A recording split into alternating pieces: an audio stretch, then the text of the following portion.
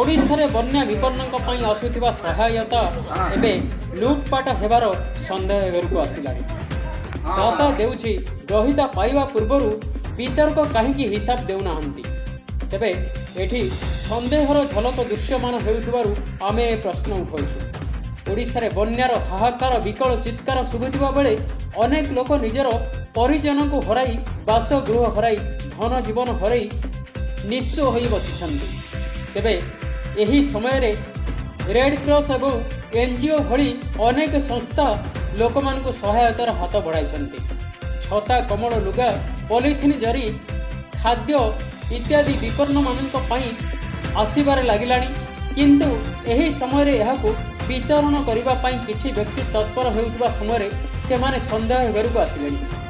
ଅଞ୍ଚଳର ବିଡିଓଙ୍କ ଗୋଚରରେ ବଣ୍ଟନ କରାଯାଉଥିବା ପଲିଥିନ୍ ଜରିର ଓ ଅନ୍ୟାନ୍ୟ ସାମଗ୍ରୀ ଉପରେ ଆମର ଭଦ୍ରକ ସମ୍ବାଦଦାତା ଗୋଲକ ପ୍ରସାଦ ଦାସ ଜାଣିବା ପାଇଁ ଚାହିଁଥିଲେ, କିନ୍ତୁ ତାଙ୍କୁ କୌଣସି ସାମାନ୍ୟ ବିବରଣୀ ଦିଆଯାଇନାହିଁ।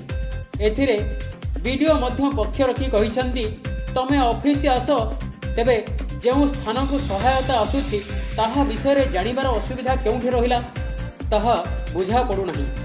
ତେଣୁ ବିପନ୍ନମାନଙ୍କ ନିକଟକୁ ଆସୁଥିବା ପ୍ରତ୍ୟେକ ସହାୟତା ଜିନିଷ ଯେଭଳି ବାଟ ମାରଣା ନ ହେବ ସେଥିପାଇଁ ଜନସାଧାରଣ ସଜାଗ ହେବା ସହିତ ପ୍ରଶାସନ ମଧ୍ୟ ତୀକ୍ଷ୍ଣ ଦୃଷ୍ଟି ରଖିବା ଉଚିତ।